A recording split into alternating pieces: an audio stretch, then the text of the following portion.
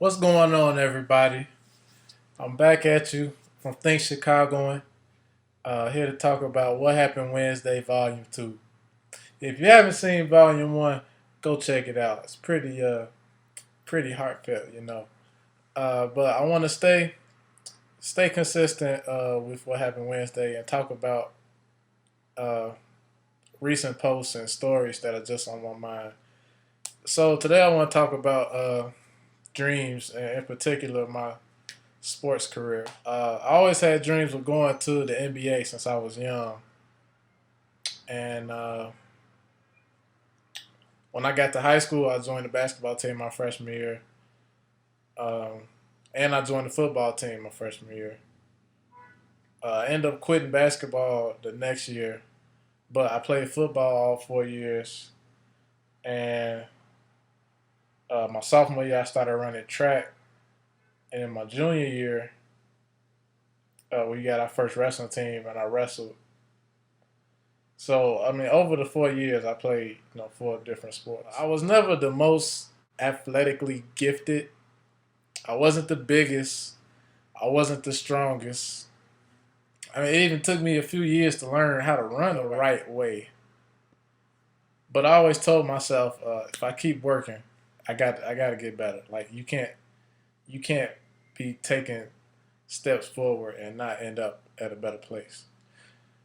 So I think I could have easily played either sport at the collegiate level, but football had my heart first. From the end of the first season, my high school year, and seeing how good our varsity team was, I knew I would be playing in college. Like that was just the attitude in our locker room. Everybody was going to play college ball. So my senior year was my best season by far, but it wasn't close enough. It wasn't anywhere near close to being uh, what I wanted it to be. What would give me the notoriety of going to college to play football. I got by in high school because of my size. And I know I'm not that big, but the size I was and the strength I had in my size gave me what little advantage I did have. And then, I used my knowledge of the game. I knew we had a playbook. I knew my playbook front to back, offense and defense at every position. Like if you just need, oh, you got to be over here. You got this flat. Oh, you got the hook. Oh, you got to run an out route. It just clicked in my head. It just made sense to me. But if I wanted to keep playing the same position at the next level at college, I needed more. I needed more than just size. People were bigger than me in college. I'm not gonna get by with size and smarts. I mean, I would. I would need to be more than I already was. I could have played safety. I should have played safety in high school, and that would have led to me possibly playing in college. But I was hard headed. I was stubborn, and I wanted to stay on offense. So most of us, my senior year, we got highlight tapes that we put on YouTube and sent out. Um, After graduating, I got an academic scholarship to my school, but I still wanted to try being a walk on for the football team. So I was in the gym a lot trying to prepare myself, trying to get my weight up. I can't be 160 forever, right? I got to be at least 180 to play football. Uh, my high school coach knew one of the coaches here at the time. So I was talking to him, and he was telling me, little things to get ready, what paperwork I had to fill out, blah, blah, blah. He was like, yeah, you're going to do this, and you'll be working out with us. And then the whole department fired all the coaches. So I was like, dang, like, I just went through all that and got right there at the door, and they said, oh, well, we got rid of all the coaches. So now we'll have to start all over. I was like, all right, if I got there, I could do it again, right?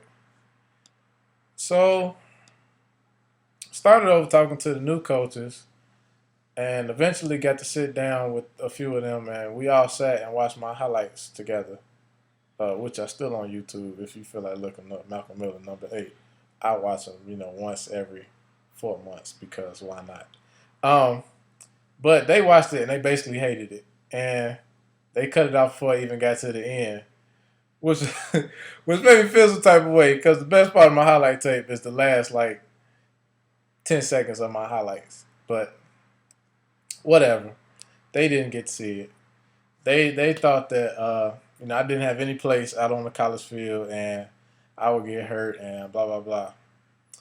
So now I'm 20 at the time. I'm like, all right, I see what you're saying. I can kind of agree with that, but this is a 2 year old tape. I've been working out. I've been playing pickup games since then, and I've gotten a lot better. And which is true. You can't if you hold me up. If you hold 18-year-old me up to the 20-year-old me, I just anyway.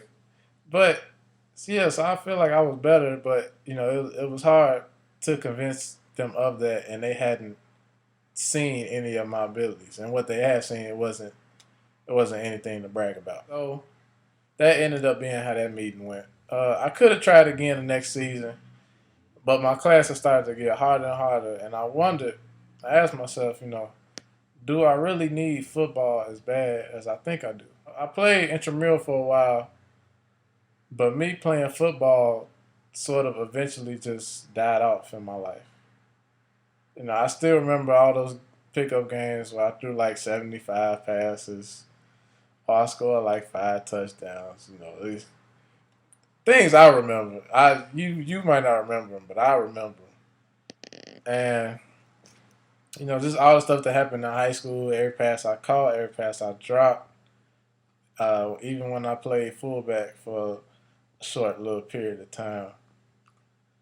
Football is still in my heart, but I had to ask myself, like, how bad did I want it? How bad did I want this dream to come true?